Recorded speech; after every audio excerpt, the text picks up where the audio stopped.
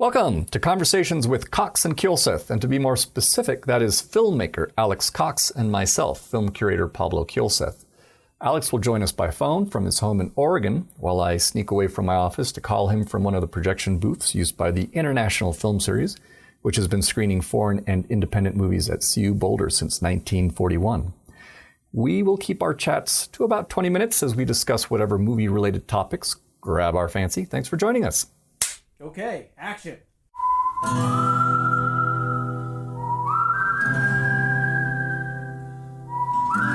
Who beat Napoleon? We did. Who won World War II? The Americans. That's a good one, ladies. Hey, Pablo. Todd, how are you? I'm fine. How the heck are you? I'm doing okay. You guys, you're going to join me on a conversation about this Michelangelo film, aren't you? Yes, which you just watched, right? Yes, I did. And we watched it too. Nice. Well, you know, as usual, I'm just going to open myself up a nice little stout here. And I guess I'll start with, and I'm going to guess, Alex, have you got your gray beer? The gray beer. I've got my gray beer in my can in front of me even as we speak. Oh, is that Pearl beer? You mean? Gotcha. Oh, yeah. And what about you, Todd? Do you have a glass of wine? I do not. I have two dogs sitting next to me, and I'm just too worried that it would spill everywhere. So I gotcha. But I have to interrupt. I have to start with a whole list of cheeses because Jerry Donahue listens to us on this podcast regularly, and he messaged me today and said, "What are you guys being paid by the American Dairy Association or something? You mentioned cheese every single time," and he hates cheese. So Jerry, Blue, Brie, Camembert, Roquefort, Swiss, cheddar. That's it. Okay, let's continue. Wait, I have to. Wait. Does Jerry have some lactose intolerance situation going on? I just think he has a cheese intolerance situation. I don't understand it because otherwise he's a perfectly lovely person. But he has a cheese prejudice. Yes, I know. That's what I think. Yeah. I mean, cheese is one of those great things. It's like we're going to see if we can get Jerry to actually turn off the podcast by talking about how awesome cheese is. And you know what? This may get us sponsorship from the American Dairy Association. Oh my God. I want to go for some blue cheese though. Some creamy, just like that's the stuff right there. That goes with a stout like you wouldn't believe. It does. Yeah. It does. It goes beautifully with stout. Swiss cheese, yep. Gruyere.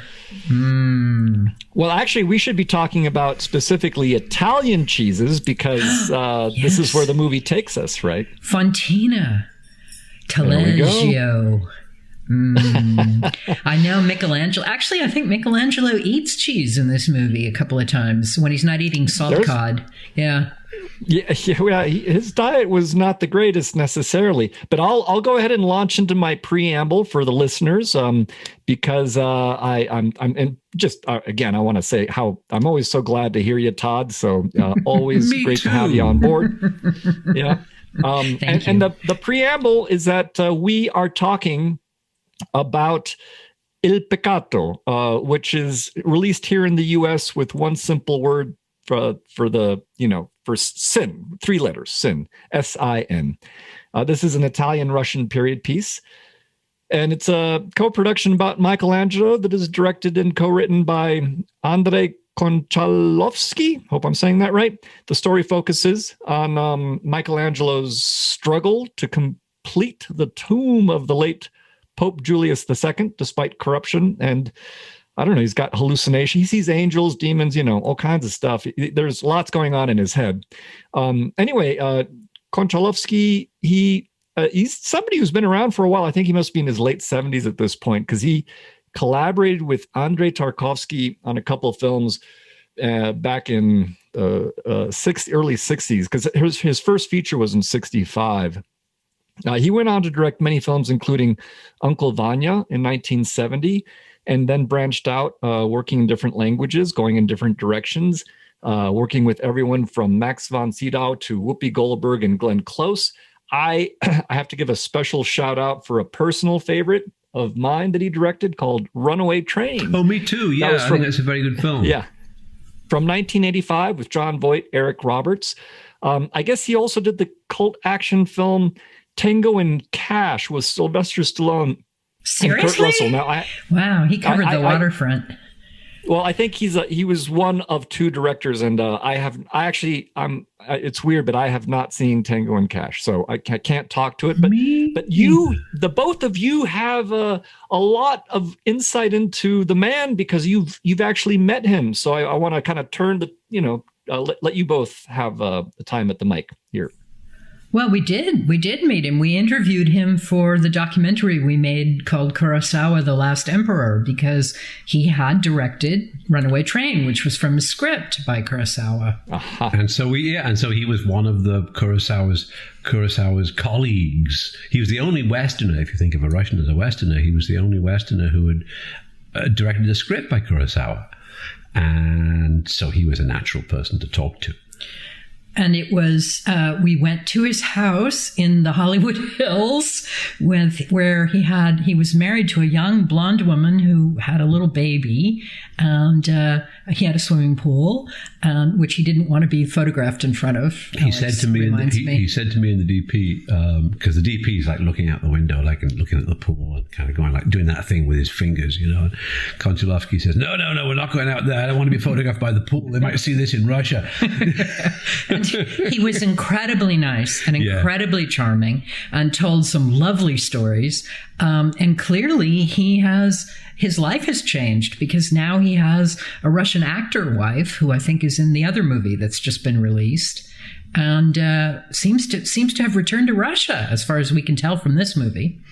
And making very interesting films, because the films that he was making when we met him, Runaway Train was pretty good, I think. But he did a version of the Odyssey for Dino De Laurentiis, which was a little bit like a Ray Harryhausen film without the animation. Oh dear. And it was not. Yes, and you could tell it was a work for hire. Yeah. And this was, I guess, the Tango and Cash period as well. So obviously, it had paid for the swimming pool. But when you said a Ray Harryhausen film like without the stop motion animation, for me that's like a Monty Python episode without the humor. It really. I mean, honestly, to watch Michelangelo last night, to watch Sin after having seen the Argonauts, I really realized why he'd gone back to Russia. Because Sin is very good. It's very good. It's really good. Beautiful looking film, and so accomplished. Yeah. Yeah. And the actor who plays Michelangelo. Locations. Yeah. Oh, and the locations. All Italy, all around Italy, Tuscany, Florence, and it's just it's a real great visual transportation to a different time and place. And sorry, I stepped on your sentence there, Alex, but the main guy playing Michelangelo did a tremendous job. Fantastic face. The casting was incredible. I mean, the actors were fabulous. The guy who plays Pope Alexander, after Pope Julius, where did they find him? He was fabulous. And I mean, just looking at him was amazing. Yeah, the acting is all really good. And there's this weird thing that he's chosen this aspect ratio, this 4:3 aspect ratio. Yeah, like an old-style television. I'm glad you mentioned that. It's not total square 133. I think it looked like 166. I'd have to double check it. No, it's not. It's 4:3. It's like an old. It's Academy. It's an old-fashioned television ratio. It's not even 166. Yeah, I was curious about that choice. It was interesting. It worked. I mean, the landscapes are still, beautiful, and compositions are great, and so it worked. I think, we were talking about this, and I thought it was because he wanted to emphasize the vertical. He wanted to emphasize the relationship between man and heaven. And so you get a very tall frame compared to what we're used to, which is like a cinemascope or a 16:9, a very wide angle. But they go for like the tall, like a cathedral, like the interior of a cathedral. Like the interior of the Sistine Chapel, also, Alex pointed out, like the mountains and Carrara, where they are mining the marble, which was an amazing scene, by the way. Yeah, it's super well done, and also interesting because it's all shot in Italy with Italian crews, but obviously the Russian part of the co-production is all the CGI, all the visual effects. which are quite impressive. Yeah. Yeah. And the art direction was impressive too. Those Beautiful. The crowd scenes. I mean, I was so impressed by how he handles crowd scenes because they were incredible. And the costumes, the way the costumes were colored was fabulous. It was like a Renaissance painting. It was really, really beautiful. Absolutely. Absolutely.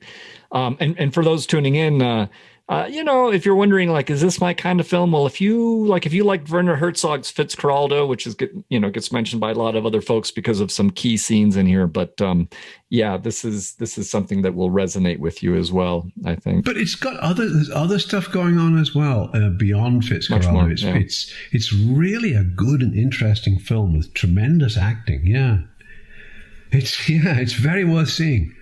Yeah, it's based on a book by Antonio Forcellino, and it had like 8 years of research that went into it, which I thought was pretty impressive. And and when you guys are talking about the art direction, I just have to say that, like, here in Colorado, like we got a bit of a blizzard going on outside my window. Wow. And the thing that I have to deal with when I'm walking on sidewalks is like, black ice and things like that. That's what makes it treacherous. But when I was looking at this film, Sin, I just thought, even like a balmy Italian, warm weather day in Italy, back in Florence, back in whenever this was, it was like you're walking around on sidewalks and, you have to be thankful if you don't get hit by falling bucketfuls of crap that routinely get tossed out of a second-story window. I thought how filthy everything was, and how filthy Michelangelo is, but then again, you see the back of his head sometimes, and his hair is so sleek and black and beautiful looking because it's so dirty. It's really good. Yeah. But and then you get the festivity. I mean, you really get the feeling of festivity that was going on at the time. It was very. I mean, I really I loved the crowd scenes. I think I've said, and they were really lovable. And there's also an elephant in there. You get an, I know, really. An elephant in the courtyard. As if it wasn't enough. Yeah. And how they did that. I mean, I kept thinking, how have they managed? Well, I'm going to move on to the other bit of producing that astonished me, but how they managed to get the look of Italy in the Renaissance in an Italy that is not in the Renaissance right now. I mean, I was really impressed with that. And the other thing I was incredibly impressed with as a producer was whoever was producing it, which I think was Konchalovsky and somebody else, managed a co-production between Russia and Italy, which gives me a headache to even think about. I mean, that must have been an incredible artwork on its own. Well, if I may interject and just quote directly from the one bit of IMDb trivia that kind of stood out, and again, this is a quote from IMDb trivia. Russian President Vladimir Putin gifted Pope Francis with a pre-release cut of this film on his official visit to the Vatican City, July 4th of 2019. And as he presented the gift to the Pope, Putin called Andrei Konchalovsky one of Russia's most famous directors. Then he gave some background on the film and explained that Konchalovsky personally asked him whether Pope Francis had some spare time to give it a watch. So it all comes around full circle back to the Pope. It's funny, and I'm sure he'll enjoy it too. It's a very good advertisement for the Vatican. It is. Hey, but that's interesting. That because what's happened with Konchalovsky is he's done like 2 films in the space of a year or 2 years, both of which have had a huge success, and the other one is called Dear Comrades. And it's an anti-communist film, a Russian anti-communist film set in 1962 when a whole bunch of workers got massacred for going on strike.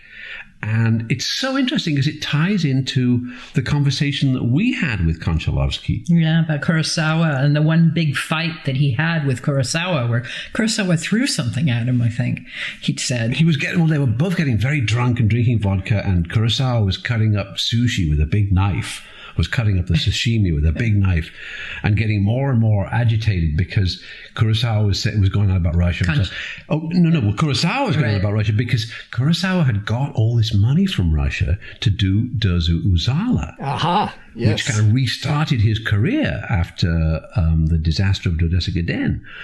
And so he was really beholden to Russia and very keen on the communist regime as it then was. And Konchalovsky hated communism. He detested the Communist Party. It was a disagreement about Lenin. They were having a fight about Lenin. Lenin, because Konchalovsky said, Kurosawa said that Lenin had brought Russia to its glory.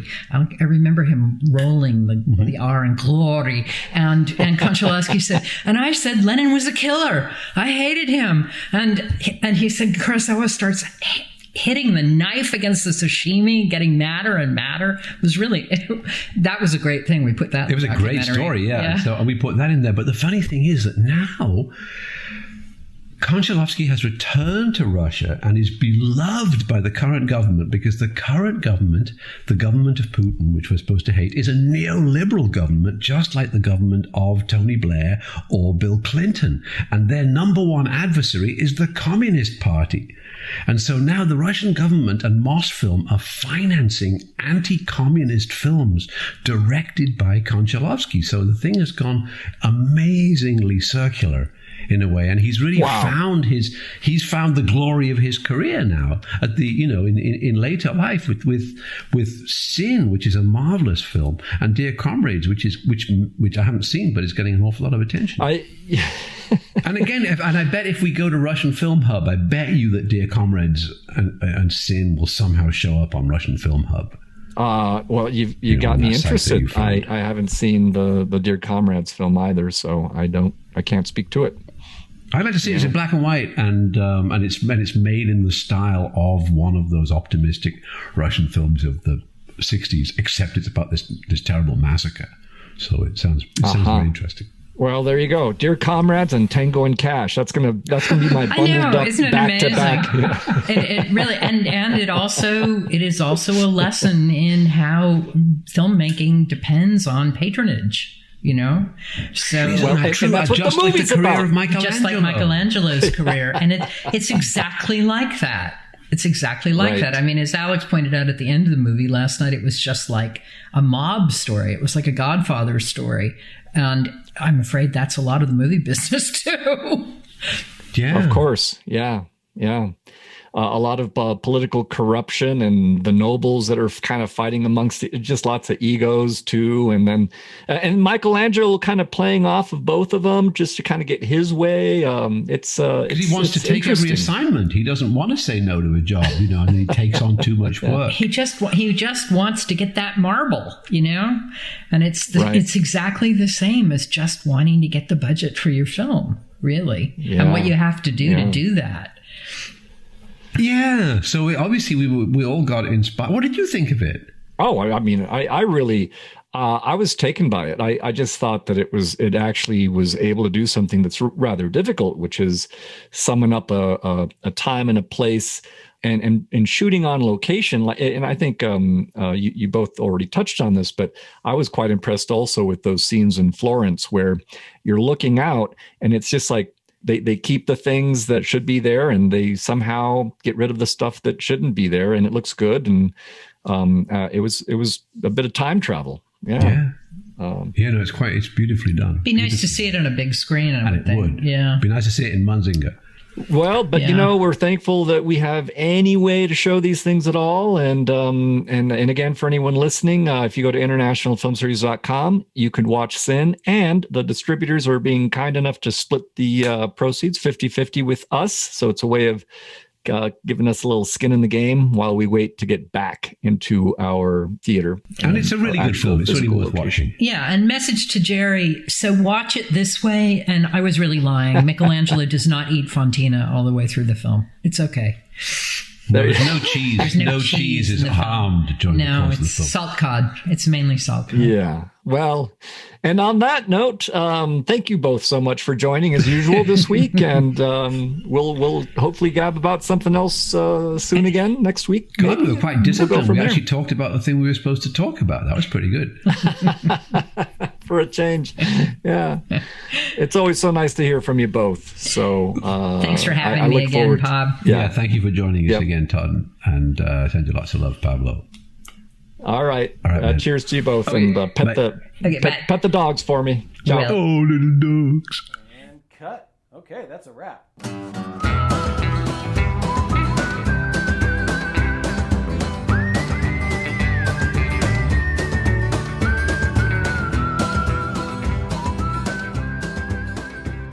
Thanks again for joining Alex Cox and myself today. I'd like to thank Jason Phelps for handling the audio and Ted Thacker for letting us use the intro to his song, The Ballad of Slim Cessna, for the musical cues that bookend these conversations.